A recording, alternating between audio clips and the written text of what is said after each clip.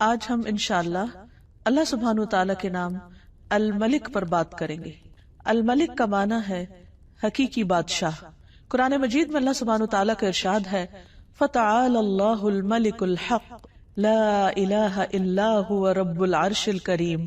بس بہت بلند ہے اللہ جو سچا بادشاہ ہے، اصل بادشاہ ہے، حقیقی بادشاہ ہے، جس کے سوا کوئی الہ نہیں، کوئی معبود نہیں، عزت والے عرش کا مالک، عزت والے عرش کا رب۔ اگر دیکھا جائے تو دنیا میں جتنے بھی بادشاہ ہیں اللہ سبحانہ وتعالی ان سب کا بادشاہ ہے۔ وہ بادشاہ جس کے حکم پر تمام کائنات چلتی ہے، جو بلا روک ٹوک ہر چیز پر اپنا حکم نافذ کر سکتا ہے اور اسے اس میں کوئی روکنے والا نہیں۔ حقیقت یہ ہے کہ سب تعریف اسی کے لیے ہے، سب امور اسی کی طرف لوٹائے جاتے ہیں، اور اس کی بادشاہت کوئی عام بادشاہت نہیں ہے۔ وہ عرش پر بلند ہے، اور عرش ساتوں آسمان اور ساتوں زمینیں اللہ کی کرسی کے سامنے ایسے ہیں جیسے ایک وسیع صحرا میں ایک چھوٹی سی مندری، ایک چھوٹا سا رنگ، اور پھر اللہ سبحانہ تعالیٰ کے عرش کے سامنے وہ کرسی ایک چھوٹے سے رنگ کی طرح ہے۔ آپ سوچئے کہ وہ عرش کتنا بلند ہے، اور جو خود اس پر مستوی ہے وہ کتنا بڑا ہے، کتنا عظیم ہے۔ وہ ہے ہمارا رب، ہمارا مالک اور حقیقی بادشاہ۔ اور اس دنیا میں جتنے بھی کام امور پاتے ہیں، جتنی بھی چیزیں چل رہی ہیں، جو کچھ بھی ہو رہا ہے، دراصل وہ سب اسی کے حکم پر چل رہا ہے، اور اس پر اسی اکیلے کا فیصلہ نافذ ہے۔ وہ ہر چیز کو سنتا ہے، دیکھتا ہے اور اپنی مرضی کے مطابق چلاتا ہے۔ وہ ہر چیز کے پوشیدہ اور ظاہر سے آگاہ ہے۔ وہ جس کو جو چاہتا ہے عطا کرتا ہے، اور جس سے جو چیز چاہتا ہے روک لیتا ہے۔ وہ جس کو جیسے جتنا چاہے بدلہ دیتا ہے، جس کو چاہتا ہے عزت دیتا ہے، جس کو چاہتا ہے رسوا کر دیتا ہے، جس کو چاہتا ہے رزق دیتا ہے، اور جس سے چاہے رزق روک لیتا ہے، جس کو چاہے زندگی دیتا ہے، اور جس سے چاہے زندگی واپس لے لیتا ہے اور اس کو موت دے دیتا ہے۔ یہ ہے ہمارا رب، حقیقی بادشاہ۔ قرآن مجید میں سورۃ الحشر کی آخری آیات میں اللہ تعالیٰ فرماتے ہیں هو اللہ الذی لا الہ الا هو الملک۔ وہ اللہ جس کے سوا کوئی الہ نہیں، الملک حقیقی بادشاہ ہے، القدوس پاکیزہ نہایت پاک، السلام سراسر سلامتی، المؤمن امن دینے والا، المہیمن نگہبان، العزیز زبردست، غالب، الجبار سب پر غالب، المتکبر سب سے بڑا بن کر رہنے والا۔ سبحان اللہ پاک ہے اللہ، عما یشرکون ان سب چیزوں سے جنہیں وہ اس کا شریک ٹھہراتے ہیں۔ تو حقیقت یہ ہے کہ اللہ سبحانہ تعالیٰ کے ہیں اچھے اچھے نام، اور ان ناموں میں سے ایک خوبصورت نام الملک ہے۔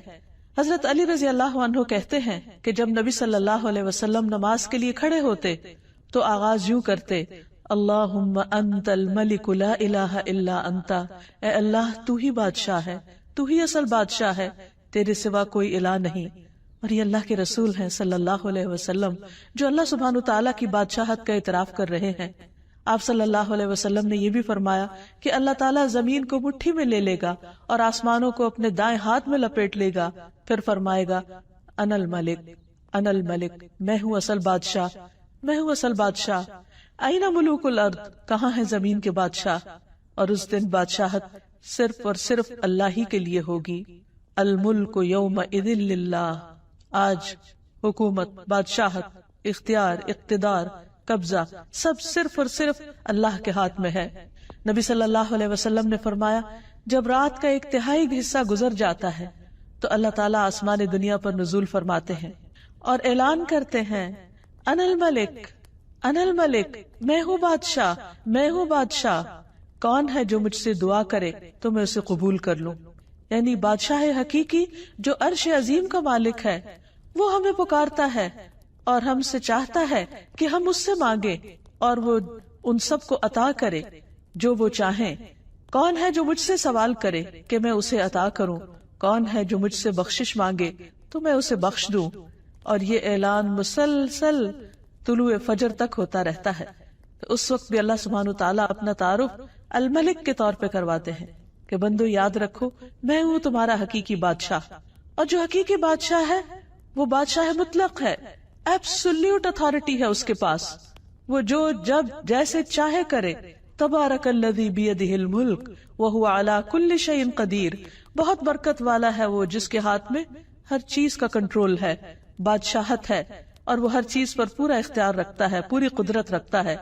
سورۃ الفرقان میں اللہ تعالیٰ فرماتے ہیں الذی لہ ملک السماوات والارض ولم یتخذ ولدا ولم یکن لہ شریک فی الملک ولم یکن لہ شریک فی الملک، کہ اللہ سبحانہ وتعالیٰ وہ ہے کہ جس کے ہاتھ میں آسمانوں اور زمین کی بادشاہت ہے.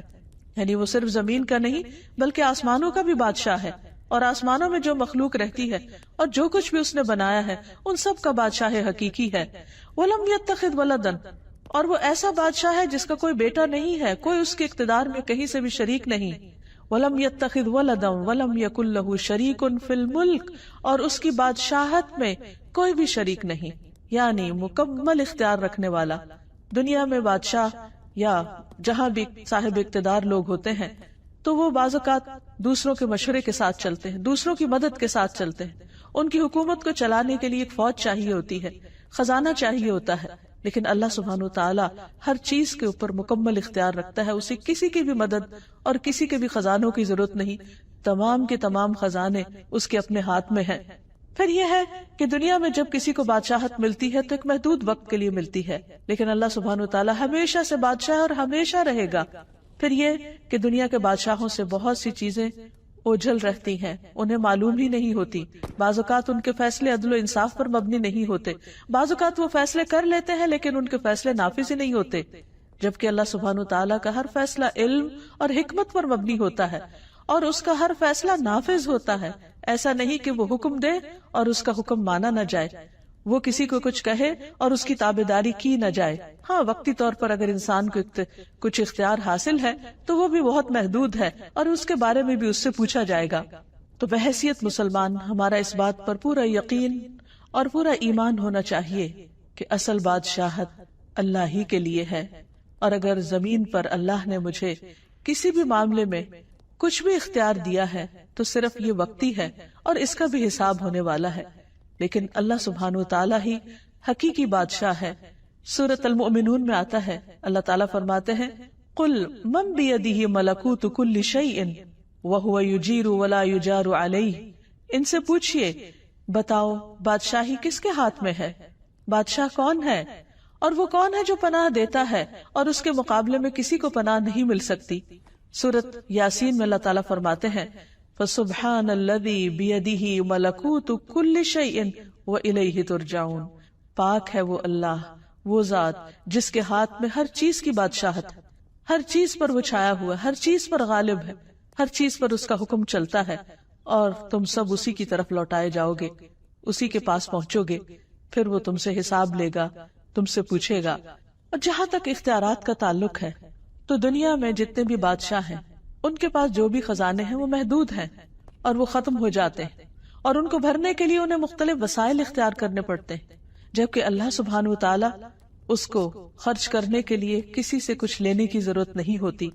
ایک روایت میں آتا ہے رسول اللہ صلی اللہ علیہ وسلم نے فرمایا اللہ کا ہاتھ بھرا ہوا ہے، اسے رات دن کی بخشش کم نہیں کرتی، وہ دن کو بھی دیتا ہے، وہ رات کو بھی دیتا ہے، اور یہ دینا اس کے خزانوں میں کمی نہیں کرتا. آپ نے فرمایا کیا تمہیں معلوم ہے کہ جب اس نے آسمان و زمین پیدا کیا اور جب سے پیدا کیے اس نے کتنا کچھ خرچ کیا، یعنی جب سے یہ دنیا بنی ہے اس نے کیا کچھ نہیں دیا، وہ دیتا ہی چلا جا رہا ہے. عام طور پر دنیا میں وقتی طور پر جب کسی کو اقتدار ملتا ہے یا بادشاہت ملتی ہے تو اس کے پاس جو بھی خزانہ ہوتا ہے یا خرچ کرنے کو ہوتا ہے وہ محدود ہوتا ہے، اور بعض اوقات خرچ کرنے کے بعد وہ ختم بھی ہو جاتا ہے، اور اس خزانے کو بھرنے کے لیے مختلف طرح کے ہیلے کرنے پڑتے ہیں. لیکن اللہ سبحانہ وتعالیٰ کسی کا بھی محتاج نہیں، وہ دن رات خرچ کرتا ہے لیکن اس کے خزانوں میں کسی قسم کی کوئی کمی واقع نہیں ہوتی.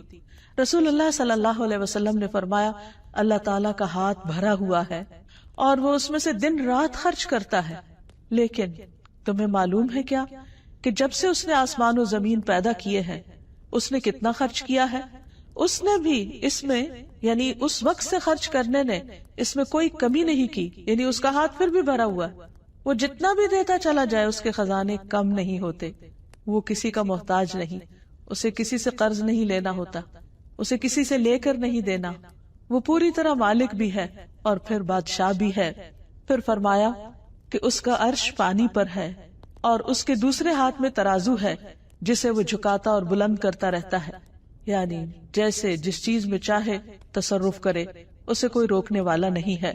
اس کے برعکس بندوں کی بادشاہت بہت محدود ہے، وقت کے اعتبار سے بھی اور ان کے پاس جو اختیارات ہیں اس کے اعتبار سے بھی۔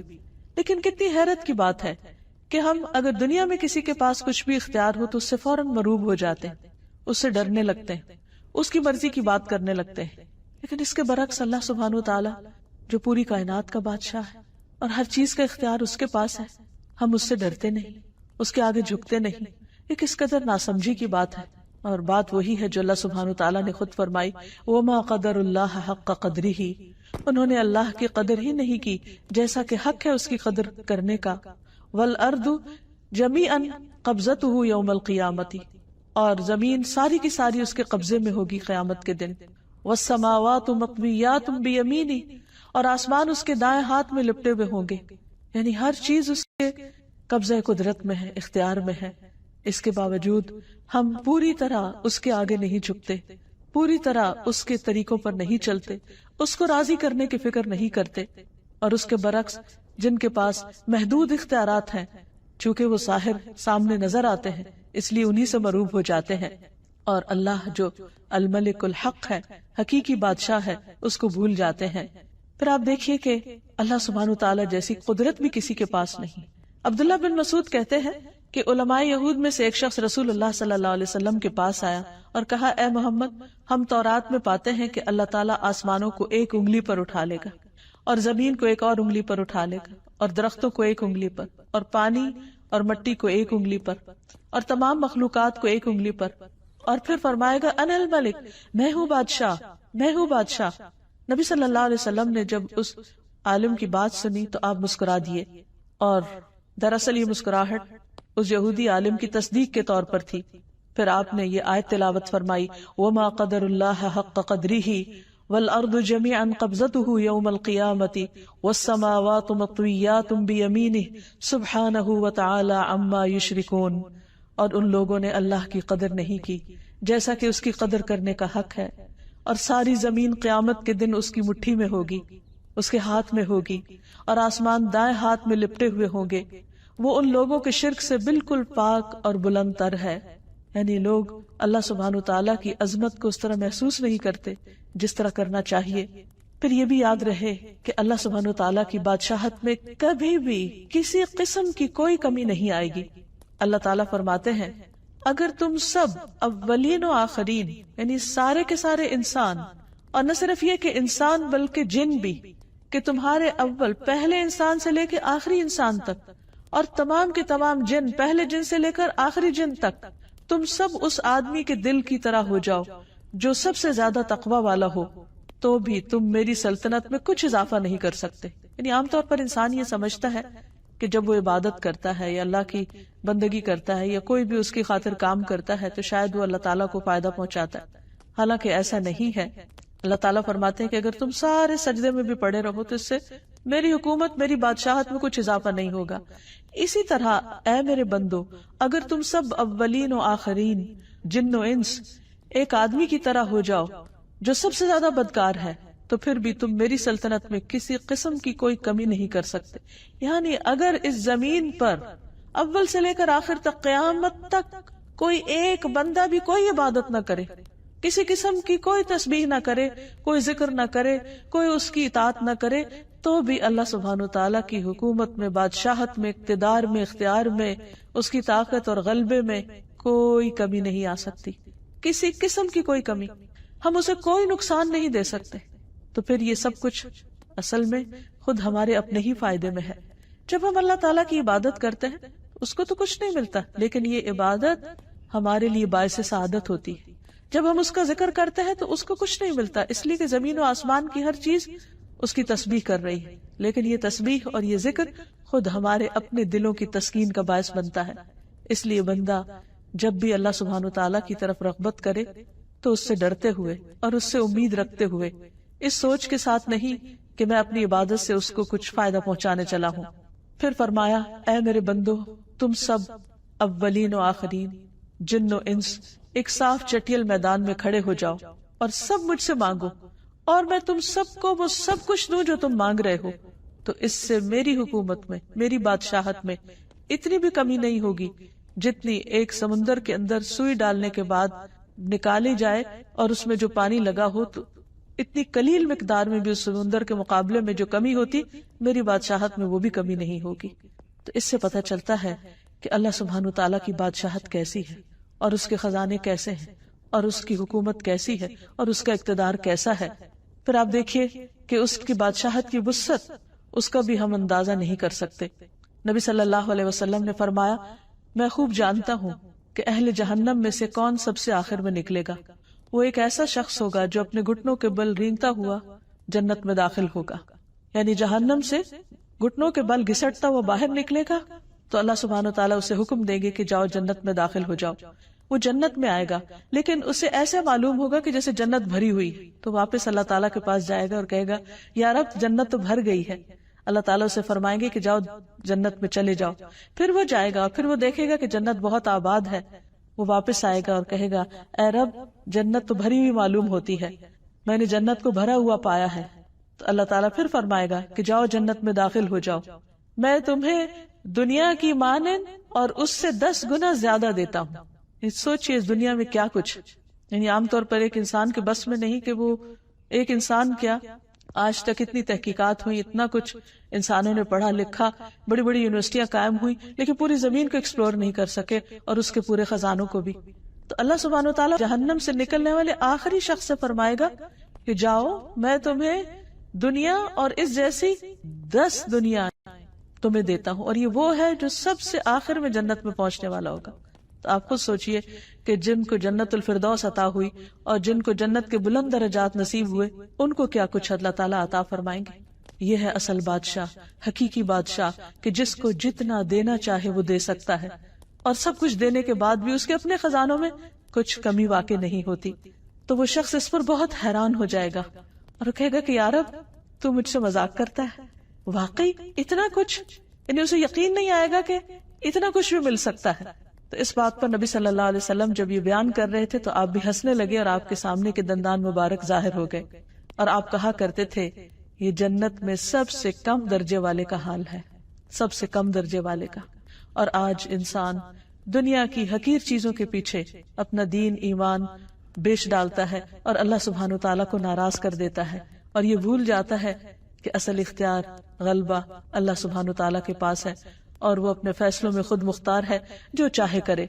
اللہ سبحانہ وتعالیٰ وقتی طور پر دنیا میں جب کسی کو کوئی بھی نعمت دیتا ہے تو عام طور پر شیطان اس کے دل میں غرور اور تکبر ڈالنے لگتا ہے، اور اگر کچھ اختیار اور اقتدار مل جائے تو یہ چیز اور بڑھنے لگتی ہے، اور اللہ سبحانہ وتعالیٰ کو بندوں کی یہی چیز پسند نہیں۔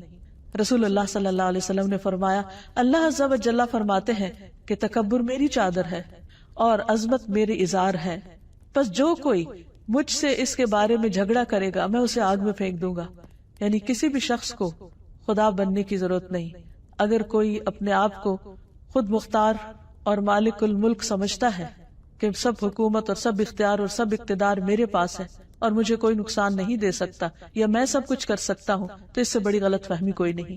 دنیا میں انسان کو چھوٹی یا بڑی کوئی بھی جو نعمت ملے، ہمیشہ انسان ہمبل رہے، شکر ادا کرتا رہے، اسے اللہ کی دی ہوئی نعمت سمجھے اور اپنے آپ کو کبھی بھی اس کا حقیقی مالک نہ سمجھے۔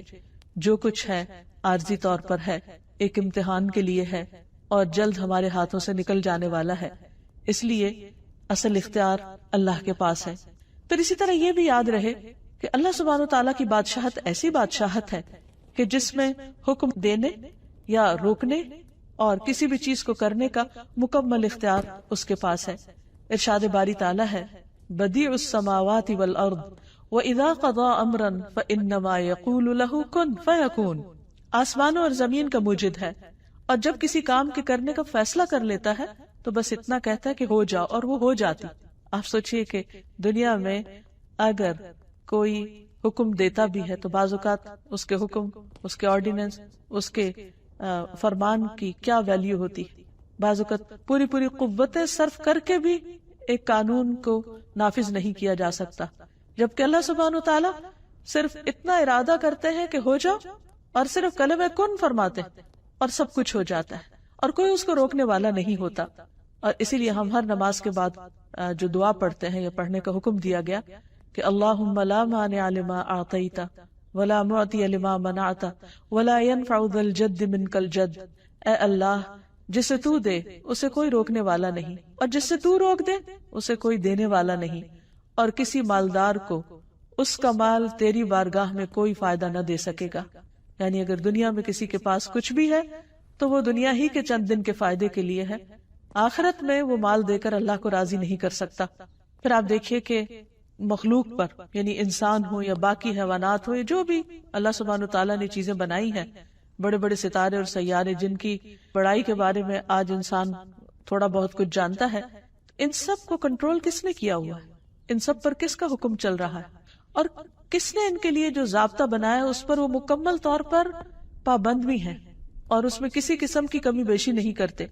اللہ سبحانہ وتعالیٰ خود اس کے بارے میں فرماتے ہیں الم تعلم، کیا تم جانتے نہیں ہو ان اللہ لہ ملک السماوات والارض، کہ اللہ سبحانہ وتعالیٰ ہی کے لیے آسمان و زمین کی بادشاہت، یعنی جتنا کچھ بھی تم دیکھ رہے ہو، یہ سورج، چاند، ستارے، یہ بلینز آف گیلیکسیز اور ان کے اندر ٹریلینز آف سٹارز، اور ان سب کا مسلسل چلتے رہنا، چلنا نہیں بلکہ پوری قوت کے ساتھ دوڑتے رہنا، اور اس نظام میں کسی قسم کا خلل نہ آنا، یہ دراصل کس کے کنٹرول میں ہے، کس کے اختیار میں ہے، کس نے ان سب کو ایک ڈسپلن کے اندر رکھا ہوا ہے۔ آج ہمارے لیے تو ٹریفک کو کنٹرول کرنا مشکل ہو جاتا ہے، لیکن آسمانوں کی ٹریفک، خواہ وہ بادل ہوں یا ستارے اور کواکب ہوں، یہ تمام چیزیں صرف اور صرف اللہ کے حکم کے مطابق ہی چل رہی ہیں، اسی نے ان کو تھاما ہوا ہے، اور ان میں سے کوئی ایک بھی اپنی راہ چھوڑ کر دوسری طرف نہیں جاتا۔ اگر ان میں سے کوئی ایک بھی اپنی مرضی کرنے لگے تو ہر چیز ٹکرا کر رہ جائے، یہ نظام درہم برہم ہو کر رہ جائے۔ تو اس سے یہ پتہ چلتا ہے کہ حقیقی بادشاہت ان سب پر دراصل اللہ ہی کی ہے۔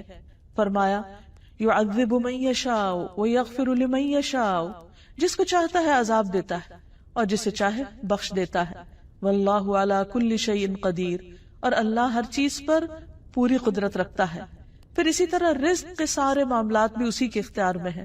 واللہ یرزق من یشاء بغیر حساب، اللہ جس کو چاہتا ہے بغیر حساب رزق دیتا ہے، یعنی انلمیٹڈ۔ پھر کسی کو حکومت دینا یا نہ دینا یہ بھی اس کے اختیار میں ہے۔ واللہ یؤتی ملکہ من یشاء، اللہ اپنی بادشاہت دیتا ہے، اپنی حکومت دیتا ہے جسے چاہتا ہے، اور اللہ وسعت والا، علم والا ہے۔ سیدھے راستے پہ چلانا بھی اسی کے اختیار میں ہے۔ واللہ یہدی من یشاء الی صراط مستقیم، پھر نفع اور نقصان بھی اسی کے ہاتھ میں ہے۔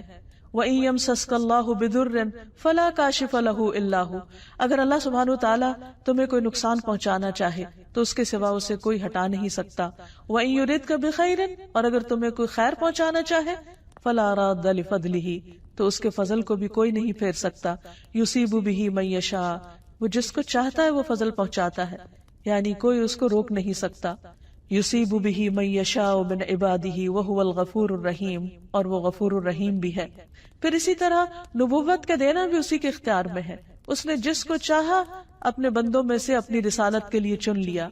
پھر ہر طرح کا فضل دینا بھی اللہ کے اختیار میں ہے، یعنی کوئی کسی سے اللہ کی نعمت کو چھین نہیں سکتا، اور اسی لیے حسد کرنا منع کیا گیا ہے، کیونکہ وہ اللہ کا فیصلہ ہوتا ہے، وہ جس پہ جو چاہے رحمت فرمائے۔ پھر اسی طرح بیٹے اور بیٹیاں دینا بھی اللہ کے اختیار میں ہے۔ اللہ تعالیٰ فرماتے ہیں للہ ملک السماوات والارض یخلق ما یشاء یہب لمن یشاء اناثا ویہب لمن یشاء الذکور، آسمانوں اور زمین کی بادشاہت اللہ ہی کی ہے، جسے چاہتا ہے جو چاہتا ہے پیدا کرتا ہے۔ یخلق ما یشاء، یعنی اس کی تخلیق اس کی مرضی سے ہوتی ہے کیونکہ وہ بادشاہ ہے۔ جسے چاہتا ہے بیٹیاں عطا کرتا ہے، جسے چاہتا ہے بیٹے دیتا ہے، اور جسے چاہتا ہے ملا جلا کر دیتا ہے۔ اصل اختیار اسی کا ہے۔ پھر اسی طرح انسانوں کو معاف کرنا یا عذاب دینا یا بخش دینا یہ بھی اسی کے اختیار میں ہے، اور اس میں بھی مالک یوم الدین وہ خود ہے، روز جزا کا مالک، جس میں سارے فیصلے اس کی مرضی کے مطابق ہوں گے۔ پھر تمام بنی آدم کے دلوں کا اختیار بھی اللہ سبحانہ تعالیٰ کے پاس ہے. یعنی صرف یہ نہیں کہ آسمان اور ستارے سیارے کا مالک وہ ہے اور اس پر اس کی حکومت ہے، نہیں، اس زمین پر بھی حقیقی حکومت اور بادشاہت اسی کی ہے، حتیٰ کہ انسانوں کے دلوں پر بھی. رسول اللہ صلی اللہ علیہ وسلم نے فرمایا، تمام بنی آدم کے دل رحمان کی انگلیوں میں سے 2 انگلیوں کے درمیان ایک دل کی طرح ہے، وہ جیسے چاہتا ہے اسے پھیر دیتا ہے.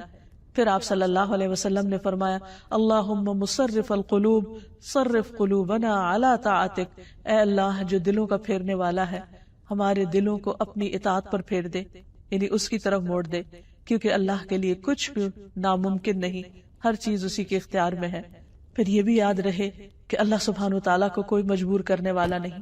دنیا کے بادشاہ بعض اوقات وہ مجبور ہوتے ہیں، وہ اپنے حواریوں اور اپنے دوسرے مددگاروں کی مرضی کے مطابق فیصلے کرتے ہیں، بعض اوقات وہ اپنی خواہش کے مطابق فیصلے بھی نہیں کر سکتے. لیکن اللہ سبحانہ تعالیٰ کی بادشاہت ایسی بادشاہت ہے کہ جس میں وہ جس کو جو چاہے عطا کر دے، جو چاہے فیصلہ کر دے، کوئی اس کے فیصلوں پر حاوی نہیں ہو سکتا. نبی صلی اللہ علیہ وسلم نے فرمایا، تم میں سے کوئی کبھی یوں نہ کہے کہ اللہ اگر تو چاہے تو مجھے معاف کر دے، تو چاہے تو مجھ پر رحم فرما. نہیں، بلکہ پورے عزم سے مانگے، کیونکہ اللہ جو چاہے کرتا ہے، وہ جو چاہے کرتا ہے، کوئی اسے مجبور کرنے والا نہیں. اس لیے اس سے خوب اچھی طرح پورے یقین اور اعتماد کے ساتھ مانگو. اور ایک اور چیز یہ کہ اس کی بادشاہت ایسی بادشاہت ہے جس میں وہ ظلم نہیں کرتا. دنیا میں اگر انسان کو چند انسانوں پر بھی کچھ اختیار مل جائے تو اس اختیار کی وجہ سے بعض اوقات وہ ان کے حقوق مارنے لگتا ہے یا ان پر ظلم کرنے لگتا ہے، ان کو اپنے کنٹرول میں لینے لگتا ہے. لیکن اللہ سبحانہ وتعالی کسی پر ظلم نہیں فرماتا. ابی رضی اللہ عنہ کہتے ہیں، اگر اللہ اپنے آسمان والوں اور زمین والوں کو عذاب دینا چاہے تو وہ دے سکتا ہے اور وہ ان پر ظلم کرنے والا نہ ہوگا، اور اگر وہ ان پر رحم کرنا چاہے تو کر سکتا ہے، تو اس کی رحمت ان کے لیے ان کے اعمال سے زیادہ بہتر ہے. تو بہرحال اگر ہمیں یہ یقین ہو جائے کہ حقیقی بادشاہ وہ ہے تو پھر ہم سب اس کے آگے عاجزی کرنے والے ہوں، اس سے ڈرنے والے ہوں، اس سے مانگنے والے ہوں اور اسی کے سامنے اپنی حاجات رکھنے والے ہوں. جیسا کہ ہم دیکھتے ہیں کہ بڑے بڑے پیغمبروں نے جنہیں اللہ سبحانہ وتعالیٰ نے دنیا میں بادشاہت عطا کی، انہوں نے بھی اپنی ساری دعائیں اور حاجتیں اس حقیقی بادشاہ کے سامنے رکھی. مثلا یوسف علیہ السلام، اللہ سبحانہ وتعالیٰ نے ان کو ایسی حکومت عطا کی کہ جس میں پورا اختیار دیا، لیکن انہوں نے کیا مانگا؟ رب قد آتیتنی من الملک وعلمتنی من تأویل الاحادیث فاطر السماوات والارض انت ولی فی الدنیا والآخرہ توفنی مسلما والحقنی بالصالحین. اے میرے رب، بے شک تو نے مجھے حکومت سے حصہ دیا اور باتوں کی اصل حقیقت سے سکھایا، یعنی باتوں کی تہ تک پہنچنا سکھایا. آسمانوں اور زمین کے پیدا کرنے والے، دنیا اور آخرت میں تو ہی میرا مددگار ہے. یعنی انہیں اپنی بادشاہت پر کسی قسم کا کوئی فخر نہیں تھا اور انہوں نے اسے کوئی اپنی ذاتی ملکیت نہیں سمجھا، بلکہ کیا کہا کہ یہ سب کچھ دراصل تیری ہی مدد سے تھا. تو مجھے اسلام کی حالت میں فوت کرنا، یعنی میرے لیے سعادت کیا ہے کہ میں تیرا بندہ بن کے جیوں اور میری موت بھی تیری بندگی میں آئے، تیری فرما برداری میں آئے، اور تو مجھے نیک لوگوں کے ساتھ ملا. یعنی دنیا کی بادشاہت پر انہوں نے کس چیز کو فوقیت دی؟ اللہ سبحانہ تعالیٰ کی رضا کو اور نیک بندوں کی صحبت کو. سلیمان علیہ السلام، جن کے لیے اللہ سبحانہ تعالیٰ نے ہر چیز کو مسخر کر رکھا تھا، ہواؤں کو مسخر کر رکھا تھا، جنات کو مسخر کر رکھا تھا، پرندوں کو، ہر طرح کی فوجیں تھی ان کے پاس، لیکن وہ اللہ کے فرما بردار بندے تھے. وہ کیا دعا کرتے ہیں؟ رب اغفر لی وہب لی ملکا لا ينبغی لأحد من بعدی انک انت الوہاب. وہ بھی اللہ ہی سے مانگتے ہیں، اے رب مجھے بخش دے. کس قدر عاجزی ہے، سب کچھ ہوتے ہوئے بھی کہتے یا رب مجھے بخش دے، اور ایسی بادشاہت دے جو میرے بعد کسی کے لائق نہ ہو. یقیناً تو بہت عطا کرنے والا ہے. یعنی ایک طرف اپنی بخشش اور دوسری طرف جو ان کے دل میں تھا انہوں نے مانگا اور پورے یقین کے ساتھ مانگا. پھر اسی طرح ذوالقرنین، اللہ سبحانہ وتعالیٰ نے ان کو بھی بہت کچھ اختیار دیا اور یہاں تک دیا کہ تو لوگوں کے بارے میں جیسا بھی تصرف کرنا چاہے کرے. لیکن انہوں نے بھی کس طرح اللہ سبحانہ وتعالیٰ کو راضی کرنے کے لیے بندوں کے ساتھ احسان کیا اور اپنے اقتدار سے کسی طرح کا ناجائز فائدہ نہیں اٹھایا. اصل بندے اللہ کے پسندیدہ وہی ہیں کہ جو سب کچھ رکھتے ہوئے بھی حقیقی بادشاہ اللہ تعالیٰ ہی کو سمجھے. پھر اللہ سبحانہ وتعالیٰ جب اس سے اس نام کے ساتھ دعا کی جاتی ہے تو وہ اس کو پسند فرماتا ہے. حضرت علی رضی اللہ تعالیٰ عنہ نے نبی صلی اللہ علیہ وسلم کی جو دعا نماز کے شروع میں کوٹ کی ہے، اس میں اللہ تعالیٰ کے حضور کس طرح عاجزی اور انکساری کا اظہار ہے. اللہم انت الملک، اے اللہ تو ہی بادشاہ ہے. لا الہ الا انت، تیرے سوا کوئی الہ نہیں. انت ربی، تو میرا رب ہے. وانا عبدک، اور میں تیرا بندہ ہوں. ظلمت نفسی، میں نے اپنی جان پہ ظلم کیا ہے. واعترفت بذنبی، اور میں اپنے گناہ کا اعتراف کرتا ہوں. فاغفر لی ذنوبی جمیعا، اللہ تو میرے سارے گناہوں کو معاف کر دے. انہ لا یغفر الذنوب الا انت، تیرے سوا گناہوں کو کوئی معاف نہیں کر سکتا. واہدنی لاحسن الاخلاق، اللہ مجھے بہترین اخلاق عطا کر. لا یہدی لاحسنھا الا انت، تیرے سوا بہترین اخلاق کی طرف کوئی رہنمائی نہیں کر سکتا. واصرف عنی سیئھا لا یصرف عنی سیئھا الا انت، اور تو مجھ سے میری برائیاں دور کر دے، ان برائیوں کو کوئی دور نہیں کر سکتا سوائے تیرے. پھر اسی طرح نبی صلی اللہ علیہ وسلم قیام کی حالت میں یہ دعا پڑھا کرتے تھے. سبحان ذی الجبروت والملکوت والکبریاء والعظمہ. آپ صلی اللہ علیہ وسلم کا مقام کتنا بلند ہے، لیکن جب اللہ کے حضور ہاتھ باندھ کر کھڑے ہوتے تو کس طرح اپنے رب کی تعریف بیان کرتے. سبحان ذی الجبروت والملکوت والکبریاء والعظمہ، پاک ہے وہ جو طاقت والا، سلطنت والا، کبریائی والا اور عظمت والا ہے. جو شخص جتنی زیادہ اللہ کی معرفت رکھتا ہے اتنے ہی خوبصورت الفاظ میں اللہ سبحانہ وتعالیٰ کو یاد کرتا ہے. پھر اسی طرح جو اللہ سبحانہ وتعالیٰ کے پسندیدہ کلمات ہیں ان میں سے لا الہ الا اللہ وحدہ لا شریک لہ لہ الملک ولہ الحمد وہو علی کل شیء قدیر ہے. نبی صلی اللہ علیہ وسلم جب نماز کے بعد سلام پھیرتے تو یہ کلمہ پڑھا کرتے تھے ہر نماز کے بعد کہ اللہ کے سوا جو صرف ایک ہے، کوئی اور معبود نہیں، اس کا کوئی شریک نہیں. لہ الملک، ساری بادشاہت اسی کی ہے اور سب تعریف بھی اسی کی ہے اور وہ ہر چیز پر قادر ہے. پھر صبح شام کی دعاؤں میں بھی نبی صلی اللہ علیہ وسلم جو کلمات پڑھتے، امسینا و امسى الملک للہ، کہ ہم نے شام کی اور ساری ملک نے، یعنی اللہ کی جتنی بھی بادشاہت میں جو اختیار ہے ہر چیز نے اللہ ہی کے لیے شام کی، یعنی اللہ ہی کے حکم کے مطابق. والحمد للہ، اور ساری تعریف اللہ کے لیے. اور پھر آگے مزید دعا بھی ہے. پھر اسی طرح صفا و مروہ کا طواف کرتے وقت بھی جو دعا سکھائی گئی اس میں بھی اللہ سبحانہ وتعالیٰ کے ملک کا اعتراف ہے. تو ہمارے لیے لازم ہے کہ ہم اللہ تعالیٰ کو بادشاہ حقیقی سمجھیں اور اس کے آگے ہمبل ہو جائیں، اس کی اطاعت اور فرما برداری کریں، اس کی اس بادشاہت میں کسی کو شریک نہ سمجھیں اور شرک کو گناہ عظیم سمجھیں. اللہ کے سوا کسی اور کو اختیار والا نہ سمجھے، کیونکہ سب کے پاس جو بھی اختیار ہے وہ محدود ہے اور حقیقی معنوں میں دینے والا اللہ سبحانہ وتعالی ہے، اور اس سے شدید محبت کرنے والے ہوں کیونکہ وہ ہر چیز کا مالک ہے، دنیا کی بھی اور آخرت کی بھی. اور پھر اس سے ملاقات کا شوق بھی ہمارے اندر ہو. جب دنیا میں کسی بڑے انسان کے بارے میں ہم سنتے ہیں تو اس سے ملنے کا شوق ہوتا ہے، اس کے قریب ہونے کا شوق ہوتا ہے، لیکن کیا ہم اللہ کی بڑائی کو سمجھتے نہیں کہ اس کے قرب اور اس کی ملاقات کا کوئی شوق نہیں ہمارے دل میں؟ نہیں. اگر ہم واقعی اس کی عظمت کو پہچان جائیں تو پھر اس سے ملاقات کا شوق بھی ہمارے دل میں ہو اور اس کا قرب بھی چاہیں. اور اس کا قرب نماز کے ذریعے حاصل ہوتا ہے. اس نے خود ہمیں بتا دیا واسجد واقترب، سجدہ کرو اور قریب ہو جاؤ، کیونکہ وہ عظیم بادشاہ ہے اور جب اس کو خوش کر دیں گے تو وہ ہمیں خوش کر دے گا. جیسے موسیٰ علیہ السلام اپنی قوم سے آگے فوراً اللہ سبحانہ وتعالیٰ کی طرف بڑھے. اللہ تعالیٰ نے پوچھا کہ کیا چیز تجھے سب سے پہلے آگے لے آئی؟ وہ کیا چیز تھی جو انہیں اللہ سبحانہ وتعالیٰ کی طرف دوڑا رہی تھی؟ اس کی ملاقات کا شوق تھا. تو اللہ سبحانہ وتعالیٰ ہم سب کو اپنی ملاقات کا شوق دے اور اپنی عظمت کا احساس دے. وآخر دعوانا ان الحمد للہ رب العالمین.